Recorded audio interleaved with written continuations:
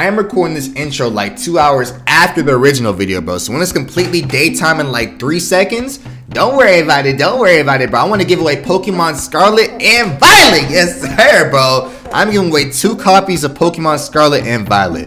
One for my Twitch homies. They're having to do a Pokemon Showdown tournament. And the first place winner of that gets a free copy of either Scarlet or Violet. For my YouTube homies, it's way easier for y'all because I ain't gonna hold you. They kind of racist over there on Twitch, bro. My Twitch homies, y'all are racist. They call me monkey every chance they get, so I'm making it completely hard for you. I ain't gonna hold you at all, bro. For you guys, all you have to do is comment the word Munchlax and you get entered into the giveaway, bro. Comment the word Munchlax. I'll put you guys into a big ass pool. Of course, I'll do it on video, so it's no shiesty shit. This is not the Zach and Cody Danimals giveaway, bro. Who won that shit, man?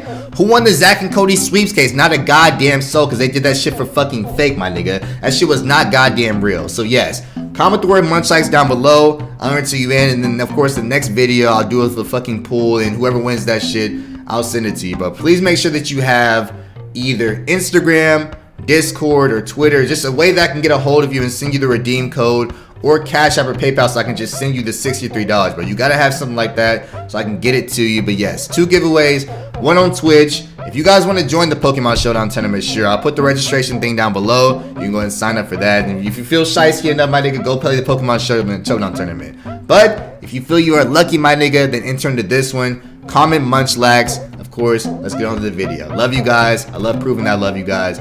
2 copies of Scarlet and Violet. See you on with the video. Yeah. What is good, family, bro? Yes, sir. I gotta stay as serious as I can throughout this entire video, bro, because y'all Pokemon fans like to tussle, bro. I am so scared right now. Y'all like to argue over everything, man. Whether it's best starter, best typing, best champions, best toenail color and Cynthia's foot, it does not matter, bro. Y'all have an argument for everything a Pokemon fan has to offer, bro. So let the arguments begin. I ain't gonna hold you at all, bro. I am doing the worst to best generations out of every single one of them, bro. Gen 9 drops in 2 days, which I cannot wait for. So I thought I might as well rank every single one of them, bro. I might have done like a tier list or something before, but I've never actually like sat down and made a list of the worst game definitively for me all the way to the very, very best, bro. So look, if your mind is set on a list inside your head that you have right now, bro, get off this video. I feel like this video is gonna have a lot of hot takes, and if you don't like hot takes, you might as well leave. I'm just gonna be disappointing you guys left and right, bro, because the first one I feel like is pretty already an argument. I ain't gonna hold you at all, bro. Gen 5, where's game? Now I'm playing with you, bro, on some real shit, bro.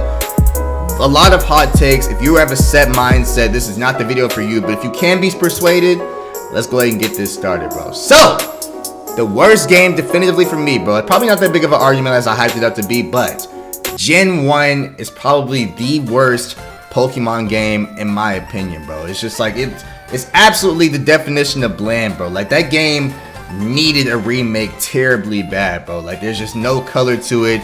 It's like an empty shell of what Pokemon should be, which it is the very first game, so I can't really judge it too harshly on it. But I know there's a lot of Gen 1 fans, like the original Gen 1, bro, which I guess people don't like having taste. I have no idea, bro. I have no idea.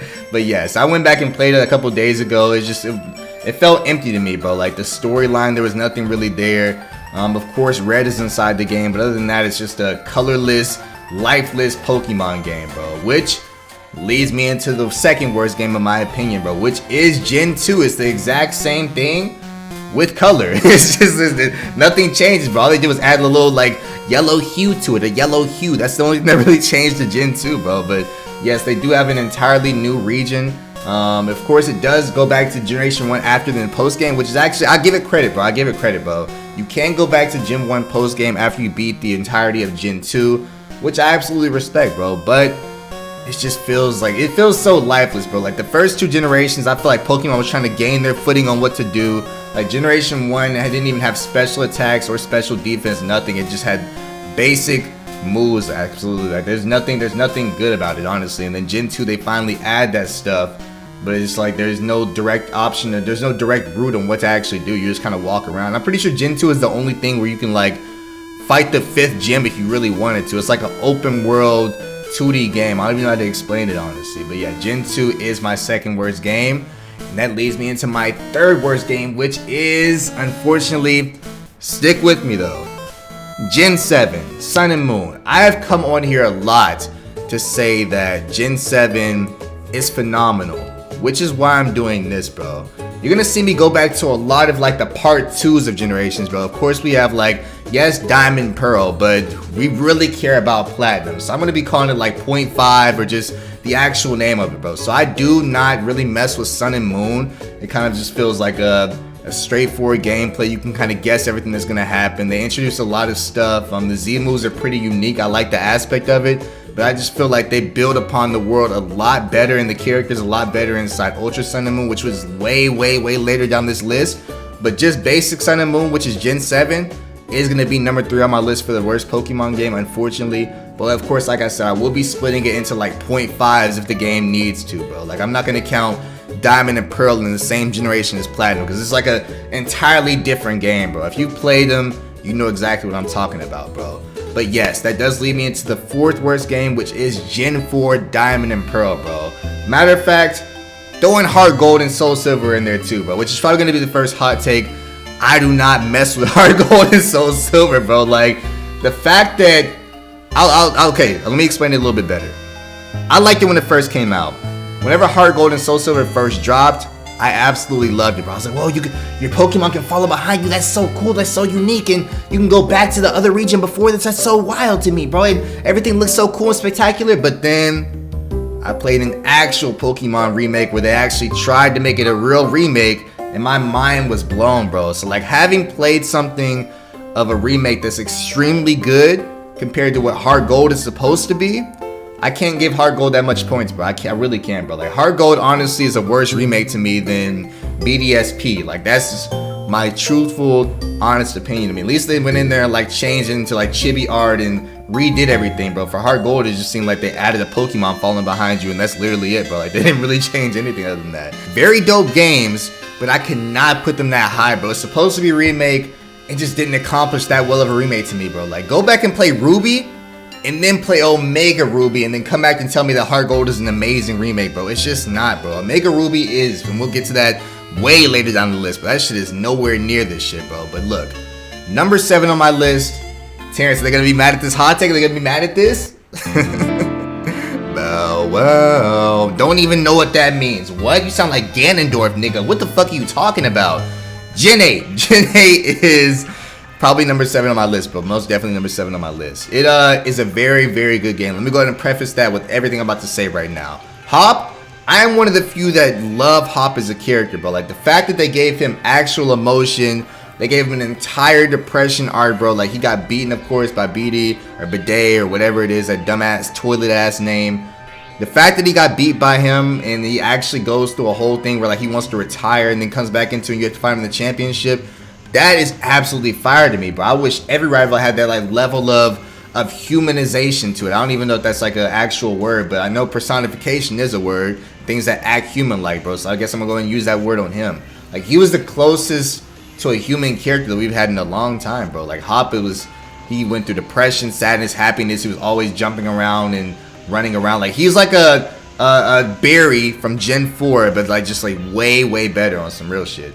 But yes, Hop was like the only good thing about the game to me, bro. Like, it was like what I feel like they took Gen 8, made it into what it was. Of course, the wild area is a very good aspect of it. Then they took Arceus and mixed those two together, and that's what Gen 9 is gonna be.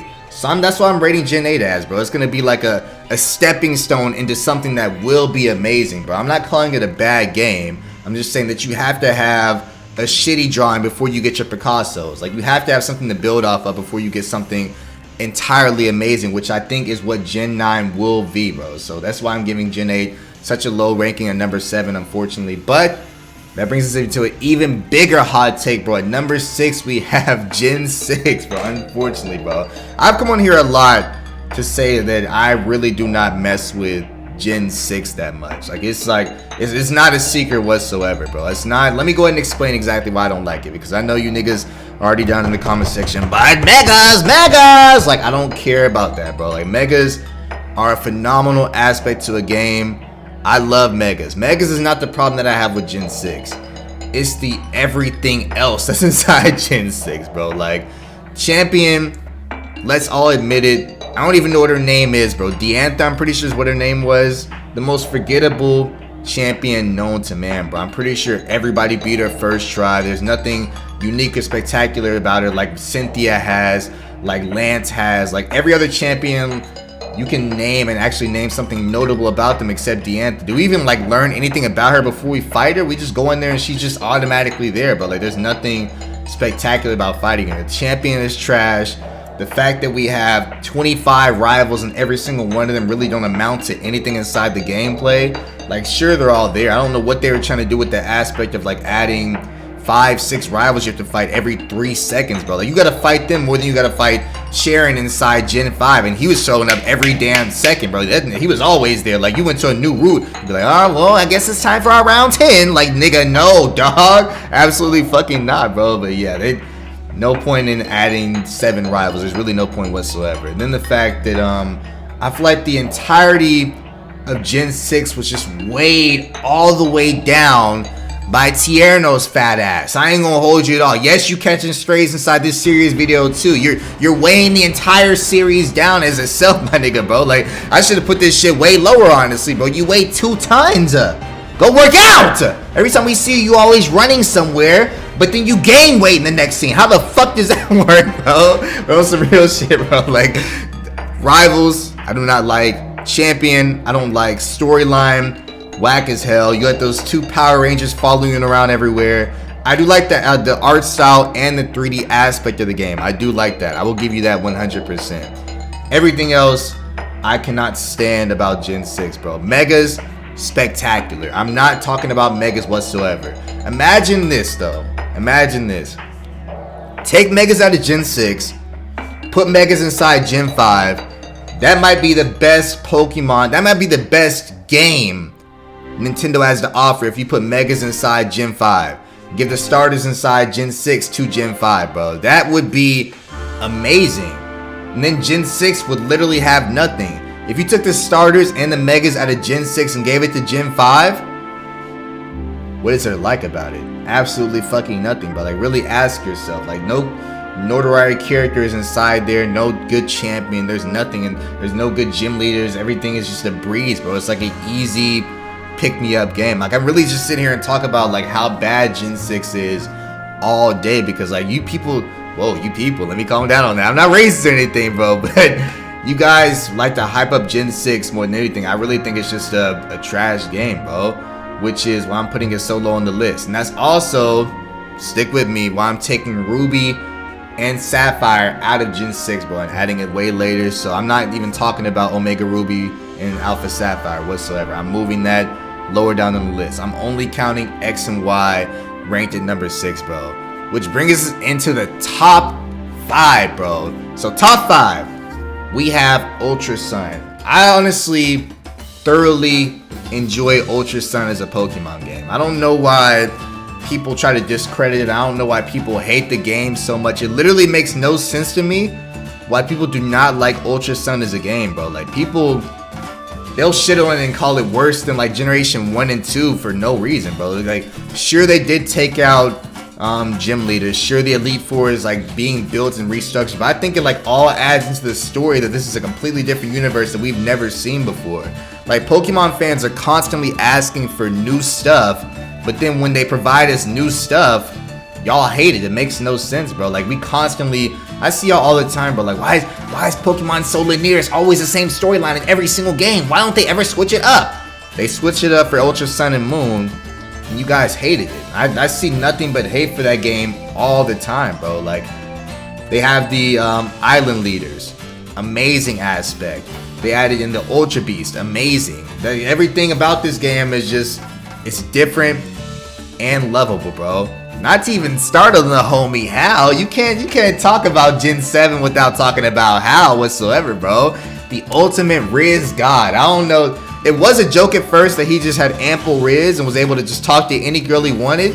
But then I started like actually paying attention to the gameplay without any jokes, and he was really doing it. Like, go back and watch my gameplay of me playing Gen 7, bro. Like, there's just ample scenes where he's just talking to some random girl and he'd be like, yeah, well, I'm glad I got your number. Like, what the, no way, wait, what? It was me making jokes at first, but then it turned to like actually his character, bro. But all that aside, 'cause I know you people probably don't give a fuck about me talking about Hal, but Gen 7 really is a respectable game to me, honestly. I really enjoyed it. Every new aspect to it was just fucking phenomenal. And the fact that you get to talk to, of course, the professor, and he's telling you, like, I'm really wanting to set up something called, like, the Elite Four that they have in other regions, but, you know, it's going to be a while, and I'll come back to you. And then he actually does it at the end of the game, and you have to fight the person who's been training with you, your rival, and it actually makes sense for your rival to be fighting you in the championship because y'all are both started under the professor. Like, it's phenomenal to me, bro. Like, the story writing inside the game is extremely good. Sun and Moon, a whole different story, but Ultra Sun and Moon, it's top 5 for me, bro. And at number 4, we have Pokemon Platinum version, but like I said earlier, we have to separate Gen 4 from Platinum. I'll call it like Gen 4.5 or something, because Platinum is not the same game whatsoever when you're talking about Gen 4. Like, Diamond and Pearl might be the most cookie cutter, crabs in the barrel ass game I've ever played in my life, bro. Like, it's boring. Like, I'm so glad that I played Platinum and then went back and played Diamond and Pearl, because if I would have started out playing Diamond and Pearl, I probably would never be into Pokemon ever again, but like, I would have never touched another Pokemon game ever. I would have just stopped at that and just put that bullshit away, bro. But Platinum, the legendaries, amazing. Yeah, of course, Palkia, Dialga inside base game. I'm pretty sure Arceus inside of it. We have Giratina. I can go down a long list of legendaries inside of it, but I'll probably just start adding niggas in. I know Shaman's inside of it as well. I want to say Heatran. He might be inside of it too. Like, just think of how many legendaries were added to just Gen 4 alone, bro. Like, not even Platinum, just Gen 4 alone. Like, by that by itself, bro. And of course, the entire like distortion world with Cyrus, absolutely fire, bro. Giratina he's the GOAT, bro. He's that dude for real, bro. Like, Giratina is probably a lot of people's favorite legendary, and that comes out of Platinum. And if we would never had that, if we would have just had Diamond and Pearl. So I have to separate the two. Like, I can't have Gen 4 at number 8 while Platinum is also inside of it. Like, there's nothing inside of me that would let me do that, bro. And that leads us to number 3, Gen 3. I gotta put it right there, bro. You know, all ironic, of course. Number 3 is Gen 3.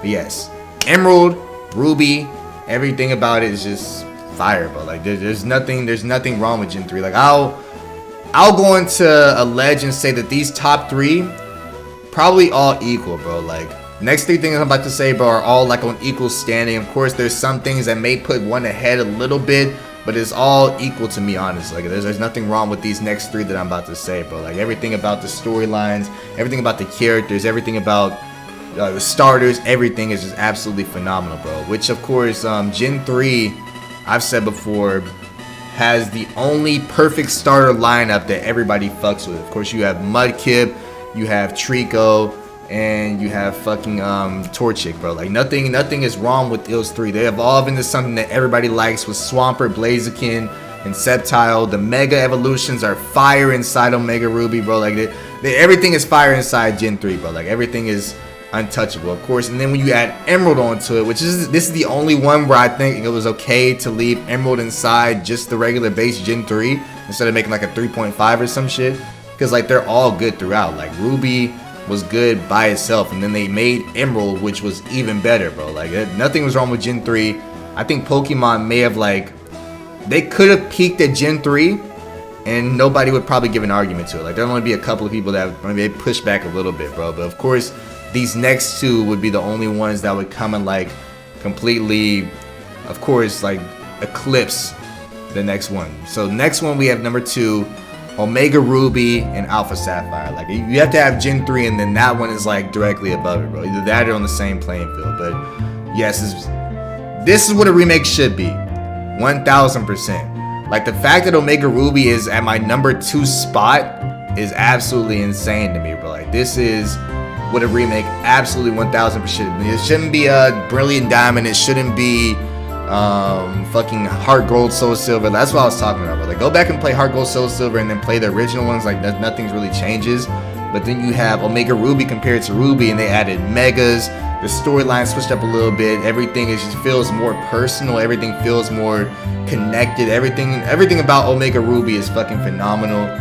That all added with everybody's favorite aspect, of course, Megas. Everybody loves bringing up. Oh, please bring Mega back. Y'all love Mega so much. They put it inside Omega Ruby, and that shit looks even better, bro. Like Omega, Mega Sceptile, Mega Blaziken, and Mega Swampert, probably like top 10 best looking Megas, bro. Like they still did their fucking thing on even Mega in the starters, bro, which is absolutely phenomenal, bro. So yes, Omega Ruby is at my number 2 spot. And of course, you niggas probably already guessed it, bro. But yes, that is our number 1 spot, Gen 5, bro. 1000%, bro. Like nothing was beating this. Let's really keep it a buck, bro. Gen 5 is maybe everybody's favorite one, bro. Put all nostalgia aside, Gen 5 is the best made Pokemon game of all fucking time. Like that shit is perfect. I think the only gripe that people may have is that, which I didn't play the base game. You got to think of it like this, bro. I played the randomizer. You know, Nintendo Ninjas, y'all calm down. I'm just joking around, bro. But I played the randomizer where every Pokemon was implemented into it. So I didn't have the same problem you guys did when you say like it felt stale, only catching Pokemon from Generation 5 and that's it. And I think the problem with the starters as well, and that's the only problem there is, bro. Like, as the best rival / antagonist probably in Nintendo, like it's definitely like top 3, bro. Like, you have to put in up there with, like, in my opinion, Ganondorf, Bowser, and all that shit. But like N is it should be anyway. I'm pretty sure it might be like Blue or Silver or somebody. N should be the face whenever you think of like Pokemon antagonists. Like the same way you think of like Ganondorf when you think of Link antagonist, N should be the face of Pokemon antagonist, 1000%, bro. Amazing character art, amazing plot development throughout the entire generation, amazing gameplay, which is upped even more inside Black too. Like the gameplay was kind of like, I guess that'd also be a gripe too. Like the gameplay was kind of like not all the way complete, of course, as you can feel in playing the first Black, but then they make it even better inside Black too. Like the 3D looking fucking statues, the 3D looking buildings, the big carousel you go on when N is talking to you, bro. Like everything is fire inside Black 1 and 2. Like I have no gripes towards Black 1 and 2 whatsoever, bro. Which I'm glad like I played it, because honestly I wouldn't even think like I'd be talking to you guys right now if I didn't just randomly on a whim just say, let me just play Black because I've never played it before. And then I played it and now we're here. And Gen 9 drops in fucking 2 days, bro. Like I don't even think I would give a fuck about Gen 9 as much if I didn't play through of course, Gen 5, 6, 7, and then 8, and then now I'm here talking to you guys. Like I don't know where the fuck I would be, honestly. But yes, Gen 5 to me is spectacular. I can even put nostalgia aside because I didn't even play it growing up. I played it like fucking 6 months ago. You can't even nostalgize that shit, if that's even a fucking word, bro. But yes, Gen 5 to me is the definitive best. Of course, you have games like Brilliant Diamond, Brilliant Pearl, Shining Pearl. I'll probably put that fucking somewhere in bottom 5. Legends Arceus, I probably put in the same direction that I did with Gen 8 because I know they're stepping stones to Gen 9. That's really all the remakes we have right here, at least anyway. So yes, that is the end of the list, but before I get out of here, I do want to say where I think Gen 9 will be, bro. Gen 9 is going to be spectacular, bro. I feel like this definitely will be like a top 4 Pokemon game, which is why I'm going to say this is going to be better than Platinum, but below Gen 3. So that would put us on like number 4 on the list for Gen 9. I don't think it's going to be able to like touch, of course, Omega Ruby Generation 5. I just think there's going to be something that like holds it back. It's not going to be like a perfect gameplay. Apparently there are like 4 storylines, 1,000 plus Pokemon inside the Pokédex, open world. Like this is setting up to be an amazing Pokemon game that of course appeals to everybody. But I feel like that's also going to be the thing that holds it back, is it's trying to appeal to everybody. I feel like it's not going to be like as hard as it should be. Of course, you already don't have to fight all of the trainers. There's no refighting the Elite Four. The DLC and post-game have nothing to do with like refighting anybody. It just has to do purely storyline. So I think that's going to be the one thing that holds it back, is it's not going to be that complication that Pokemon fans are looking for nowadays. Like it's going to be a breeze to play through. It's going to be very fun. It's going to be very unique, but it is going to be very easy to play through. That's going to be my hot take. So I think it's going to be definitely number 4 on my list. Worse than Gen 3, but better than Platinum. For sure not touching anywhere near Generation 1 or 2, 1000%. But I hope you guys enjoyed this. I'm getting the fuck up out of here. Check on your strong friends, pray for your enemies. Now religious at least, wish them well. And I'll see you guys next one. Peace out, my family. Yeah, yes, sir.